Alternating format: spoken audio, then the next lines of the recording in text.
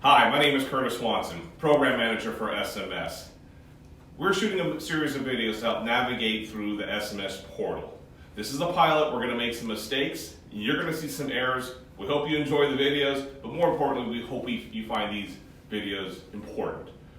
If you have any questions, you may reach me at cswanson@sms.com. This video is intended to show you how to get to the SMS portal. The address for the portal is myshare.sms.com. Ignore the porn. Thank you. This video is to help set up your travel profile. So once you get to the SMS website, you're going to want to scroll over to the right and scroll down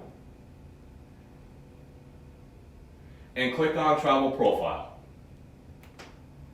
Once you've clicked, it'll bring you to this form. Now that you've gotten to the travel profile form, let's fill it out. I'm not going to step you through the whole thing. It's pretty intuitive, but here are the things that you do need to pay attention to. The first section is the travel information. The important things are your global entry number, your passport number, and of course you're going to want these if you're booking Oconus travel or if you have special privileges such as TSA pre-check. The next section is the contact. Again, pretty intuitive. They do want a emergency contact in case something does happen to you. Maybe you get drunk, who knows. Next section is the airline. These are your preferences. So, hey, if you like flying value jet, put it in here. I'm a United guy myself, and this way I can collect the points and take my families on wonderful vacations. Scrolling down, rental car. This is a little different because we do have, sorry, I am standing on a box here. This is a little different because we do have a national account with national. So this is not as critical. But if you did get down to your second or third choice, if national is not available, this way we can get your preferences. Hotel information isn't as critical because, as you know, the travel authorization is for airlines and rental cars only. You can put your hotel information, but you will make your own hotel plans anyway.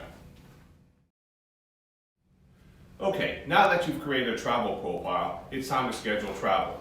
This assumes a few things. Number one, that you have submitted a travel profile. Number two, that you have authorized travel permission from the customer. And three, you have authorized travel permission from your manager. To get into the travel authorization form, we will go to the home page, scroll to the right, scroll down,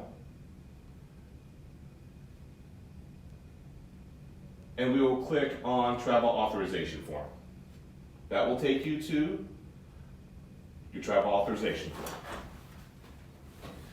Now that you're at the travel authorization form, you're going to go through and fill out a series of fields. Again, pretty intuitive, but there's some gotchas here that we're going to point out. First thing you need to note is anything with a red star is a required field. You'll have to put something in. Your first section is your general section where it has information that should be pre-populated, your destination, departure date, and when you want to return, assuming you want to come back. Purpose of travel, generally you want to put in and be as specific as you can, because this section is going to be used by your manager to say, hey, why is this guy traveling again? Because he's got 100, or he or she has 100 things going on. They want to be able to have the detail in front of them. If we scroll down, we get down to your itinerary. Round trip, multi-leg. Is this trip billable? For the most part, service delivery folks are going to be billable. Now, the sales folks may not be and probably aren't. So for you service delivery folks out there, make sure you put this in. That way Scott can do all his invoicing and get it on time. You don't have to take a phone call from Scott. Again, more pertinent information as you go down. Project name, is this trip authorized by the customer? At this point it better be, but make sure it is. Your billable start date and your billable end date. Again, so we can make sure that the invoices go out properly without any question. The next section is your flight information. If you have a specific flight that you need to go on, perhaps you're traveling with multiple people or the customer, you want to pre-populate this information. Otherwise, You just need to put in your destination, departure, date, and your return trip, and Cheryl will help you out with the rest. Your next section is your anticipated expenses. This is where you're going to put in the lodging per diem, your meal per diem, whether you're using a rental car, and if you're taking a flight, most likely you are. Lodging estimates, meals, partials, and any miscellaneous expenses that you might have. Does this have to be exact at this point? No, but we want as an accurate idea of how much this is going to cost so we can get those authorizations done quickly. As we scroll down, here's where it gets a little tricky. We know this field, and we're working on getting this fixed. It says travel coordinator. This is actually your approver. So this is your manager. So you'll drop down, you'll type in the name,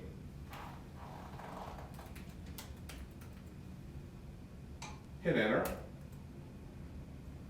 or hit people picker. There we go. And once you see that underlined, you know it's been accepted.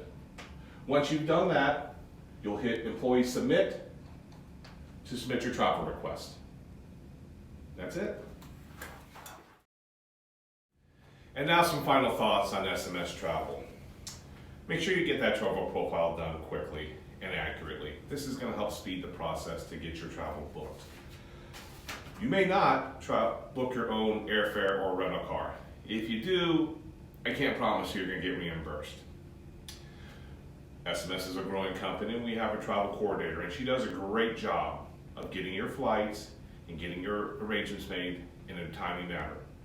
But we have a lot of people, so if you have questions about your travel request, feel free to reach out to the travel coordinator, Cheryl Sibbett, and you can find her in the employee directory. Employee directory, that's it. Be friendly, and you'll get the same in return. Lastly, best practice, make sure you get your authorizations done first before you put your travel authorization form. The last thing you want is your manager calling you to bug you about travel that he probably approved, but you didn't really specify what you were doing or didn't give him enough detail. Him or her, brave new world, ladies and gentlemen. Anyway, I hope you find these videos helpful and entertaining to some level. If you have any questions, you may reach me, Curtis Swanson, at cswanson@sms.com.